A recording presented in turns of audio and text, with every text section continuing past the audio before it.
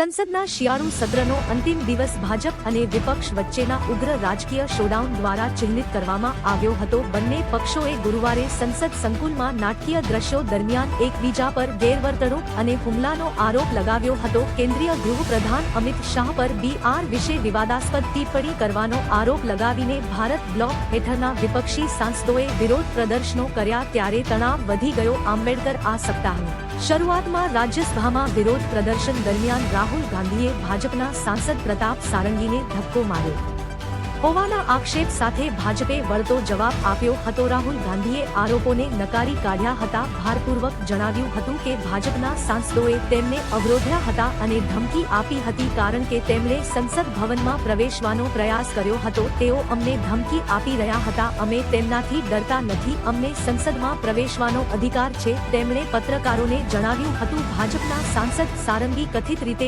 ઘાયલ સાંસદ નિશિકાંત દુબે સહિત પાર્ટીના સભ્યોથી ઘેરાયેલા સંકુલ માં બેઠેલા જોવા મળ્યા હતા. દુબેએ રાહુલ ગાંધીનો મુકાબલો કર્યો અને તેમના પર ગુંડાગીરીનો આરોપ મૂક્યો. જ્યારે ગાંધીએ વળતો જવાબ આપ્યો કે સારંગીએ તેમને ધક્કો માર્યો હતો. સારંગીને બાદમાં સારવાર માટે આરએમએલ હોસ્પિટલમાં ખસેડવામાં આવ્યા હતા, જેમાં ભાજપના અનેક સાંસદો અને મંત્રીઓ તેમની મુલાકાતે આવ્યા હતા.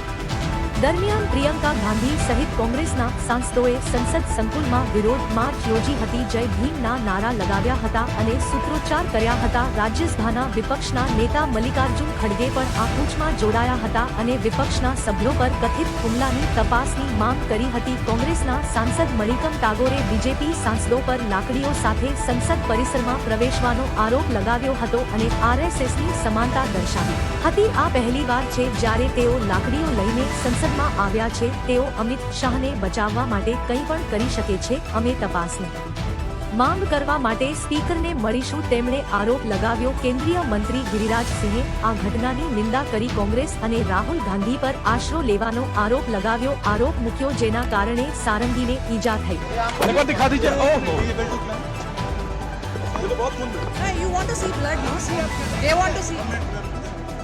उनको जाने दो यार, जाने दो उनको. नहीं देखिए, मैं पता नहीं आपके शांत हो जाए, आपके कैमरा में होगा. ये पार्लियामेंट की एंट्रेंस है, इसमें मैं अंदर जाने की कोशिश कर रहा था तो बीजेपी के एमपी जो थे वो मुझे ऐसे रोकने की कोशिश कर रहे थे, धकेल रहे थे और मुझे धमका रहे थे, तो वो हुआ है.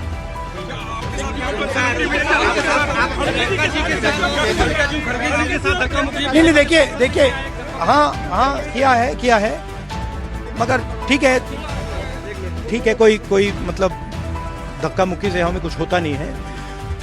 मगर ये एंट्रेंस है पार्लियामेंट हाउस की और हमारा अधिकार है अंदर जाने का और बीजेपी के जो मेंबर्स हैं वो हमें अंदर जाने से रोक रहे हैं.